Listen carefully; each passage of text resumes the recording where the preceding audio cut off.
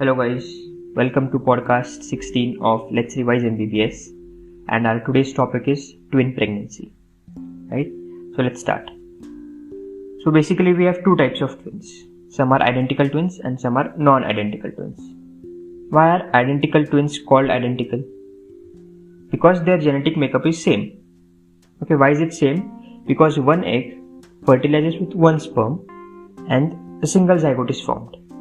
And then this zygote divides into two. So it is a monozygotic. Identical twins are also known as monozygotic twins because they are formed from only a single zygote. Whereas in non-identical twins, two different eggs fertilizes with two different sperms. So two separate zygotes are formed and everything is different. Okay, just that their age is same, rest everything is different. Therefore non-identical twins are also called as dizygotic twins. Okay. Dizygotic twins are more common than identical twins. So 70% dizygotic twins and 30% monozygotic twins. Okay, now let me tell you something about chorion and amnion. So basically, both of these are the structures which cover the fetus, which surround the fetus. So chorion is formed earlier, like around 7 to 8 days, and amnion is formed later, at around 10th day. Okay, so we divide the twins based on their chorion and amnion, whether their chorion and amnion are separate or single chorion. So we have dichorionic, diamniotic, that means two separate chorions and two separate amnions for both the fetuses. So all the dizygotic twins will be DCDA, dichorionic, diamniotic. Why? Because everything is separate. Okay, they are formed from two separate sperms and separate ovas. Okay. Therefore, all dizygotic twins are dichorionic and diamniotic. Right? Next, we have monochorionic, diamniotic. So, single chorion is possible. And then, let's talk about monozygotic twins. So, in monozygotic twins, anything is possible. Dichorionic, diamniotic is possible. Monochorionic, diamniotic is possible. Monochorionic, monoamniotic is also possible. Okay? So, dichorionic diamniotic, it means that the one zygote which was formed divided very early, even before the chorion could be formed. That's why the chorion and amnion for both of these zygotes are separate. Right? If it divides late after chorion is formed, then both the twins will have a single chorion covering, but they'll have a different amnion covering. If this single zygote divides even later, then they can have a single chorion and single amnion. Right? Are you getting the sequence? It depends the type of identical twins, whether it will be DCDA, MCDA or MCMA, depends on when that single zygote divides into two. Okay? So these are the three types which we saw. So if that zygote divides into two separate zygotes before 3 days, it will be DCDA. Okay? If it divides between 4 to 8 days, it will be MCDA. If it divides between 8 to 12 days, it will be MCMA, both monochorionic and monoamniotic. And if it divides even later, when the fetus is started developing, then we can have conjoined twins. Okay? So which is the most common overall entity in twins? DCDA, MCDA or MCMA? Or conjoined? It is DCDA. Why? Because all of the dizygotic twins are DCDA and majority are dizygotic twins. That's why DCDA is dichorionic diamniotic is overall most common type. If you are specifically asked in identical twins which is the most common type, then it is monochorionic diamniotic. Okay? Right. Now the incidence of this identical twins remains same over in entire world. It remains same. Okay, because it's natural process. It depends, like its chances are 1 in 250. So 1 in 250 times one zygote will divide into two. So that's natural. But in dizygotic, it varies. Why does it vary? Because it depends on one cycle of the female. If two ovas are released, then there are higher chances of twins getting formed. So this depends if the female is taking ovulating inducing agents like those drugs if she's taking, then there are higher chances of dizygotic twins. Okay. Now we have a rule which is Helin's rule. Okay, Helin's rule is used to determine the chances of twins being formed, triplets being formed, and quadruplets being formed. So according to Helin's rule, there are 1:80 chances, 1 out of 80 chances of twins to get twins. Then 1:80 square chances of triplets, 1:80 cube chances of quadruplets, and so on. Okay, that is Helin's rule. Now, those three we saw: DCDA, MCDA, and MCMA. So how will we differentiate these on USG? Okay, so we do an ultrasound, specifically for transvaginal ultrasound we do at around 11 to 14 weeks. Okay, so if it is DCDA, dichorionic diamniotic, so both the fetus are having separate chorion and separate amnion. And as I told you, chorion is outside and amnion is inside. So there will be 4 layers between the two fetus. Okay, so imagine there is one fetus. Just besides that fetus there is amnion of same fetus, then chorion of same fetus, then chorion of another fetus, and then amnion of another fetus. So there are 4 structures, 4 membranes between these two fetuses. Okay, so and the placenta can come in between the two chorions. Okay, that's why we see a sign called as twin peak sign, or which is also known as lambda sign. Okay, this is seen in dichorionic diamniotic. Now let's see about monochorionic diamniotic. So in MCDA we have only 2 layers, only 2 amnions of 2 fetuses separating them from each other. Okay, the covering of the chorion is same for both of them, just that the amnion is separate. That's why we see a T sign. Okay, T, that the 2 amnion are very thin, that's why they look like a vertical line of T.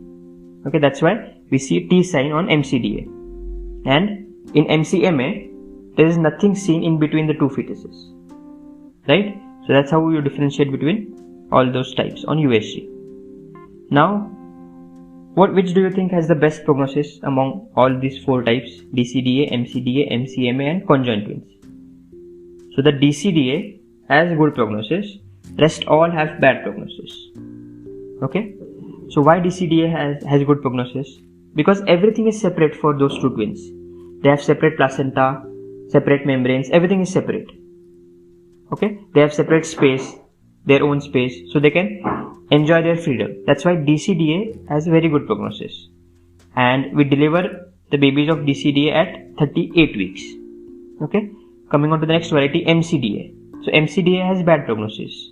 Why? Because there are chances of twin to twin transfusion syndrome. We will talk about this in few minutes. So we deliver MCDA patient at 37 weeks. Okay, now coming on to MCMA. MCMA are those 2 fetuses are in the same cavity. Okay, so there are higher chances of cord entanglement, umbilical cord entanglement. So even MCMA has a bad prognosis.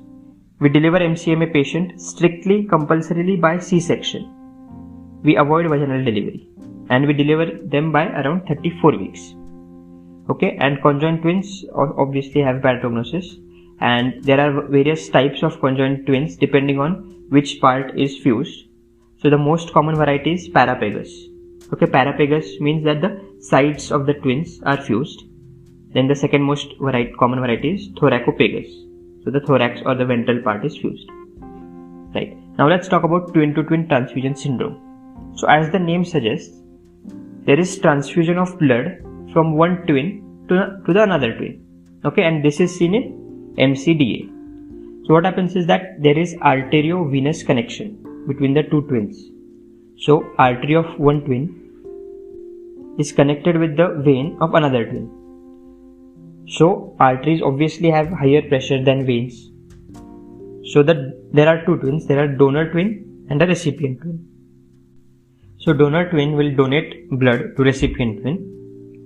So let's see what all complications can both of them have. So donor's twin will have anemia because he is giving all his blood to recipient twin. He can suffer from anemia. He can also suffer from IUGR.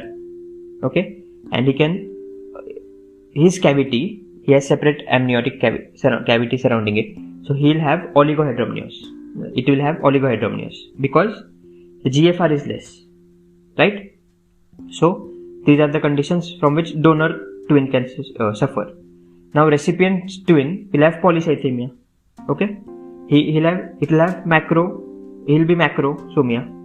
Like the donor twin was IUGR, recipient can be macrosomia, and recipient twin will also have polyhydramnios. The cavity will also have polyhydramnios. Okay, but recipient twin has poorer prognosis as compared to donor twin because recipient twin has a higher chance of suffering from congestive cardiac failure. Okay, because already the viscosity of blood is increased, volume is increased, so there are higher chances of CCF in recipient twin. Okay, so if the difference between hemoglobin of both the twins is more than 5 gram%, okay, if it's more than 5 gram%, we give it a name called TAPS, which means twin anemia polycythemia sequence. Okay, and due to this difference in blood, like if the donor twin is IUGR and recipient twin is macrosomic, so if the difference between their weight or difference between their growth is more than 20%, we call it discordant growth.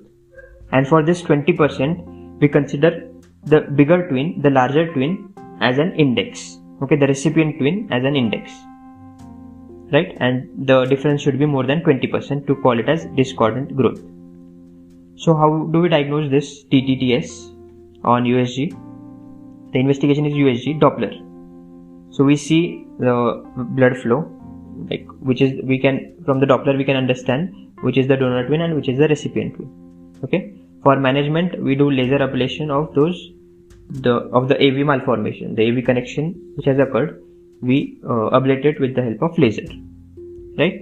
So this was about TTTS.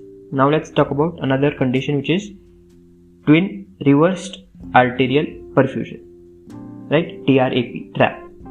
So in this condition, there is artery to artery anastomosis between the two twins. Okay, and one twin is normal and the other twin is either dead or does not have a heart, is acardia, right? So even though there is artery to artery anastomosis, but the second twin is not having the heart, so it cannot pump. So the normal twin pumps the blood to the acardiac twin, right? So similarly, in the TTTS, recipient twin was suffering from CCF because it had to deal with a larger volume of blood. Similarly here, the normal twin can suffer from heart failure because it has to push the blood to his own body as well as to the other twin, right? And the blood which goes into the acardiac twin, it mostly settles down due to gravity in the lower limbs, and the lower limbs are formed, but the upper body and the head and neck are mostly not formed. Okay, so there are higher chances of acardiac twin is anyways dead, but there are higher chances of death of the normal twin also in this condition, which is TRAP, twin reversed arterial perfusion. How do we manage this? Similar to management of TTTS, we ablate the connections of the two arteries. Okay, now let's come on to the last topic, that is delivery of twins. So most common presentation in twin is cephalocephalic. Both the twins will have cephalic presentation. This is the most common variety. And next second most common is cephalobreach. Okay, so which is the first twin? The one near the internal os is for the first twin. So first twin can be cephalo. If the first twin is cephalic in presentation or has a vertex presentation, we go for vaginal delivery. Okay, irrespective of the second twin. If the first twin is cephalic, we go for vaginal. Otherwise, we go for C-section. Okay. If the first twin is breech or transverse or anything apart from vertex, apart from cephalic presentation, we go for C-section. Okay. So if the first fetus or the first baby is breech and the second is cephalic, we will still go for C-section. Okay, because first is breech, right? First should be cephalic to go for vaginal delivery. Okay, and in all cases of MCMA, monochorionic monoamniotic, irrespective of their presentation, we go for C-section because we have seen that there can be a complication of cord entanglement. Right, so that's it about twins. Let's meet in tomorrow's podcast. Till then, enjoy and keep studying. See you.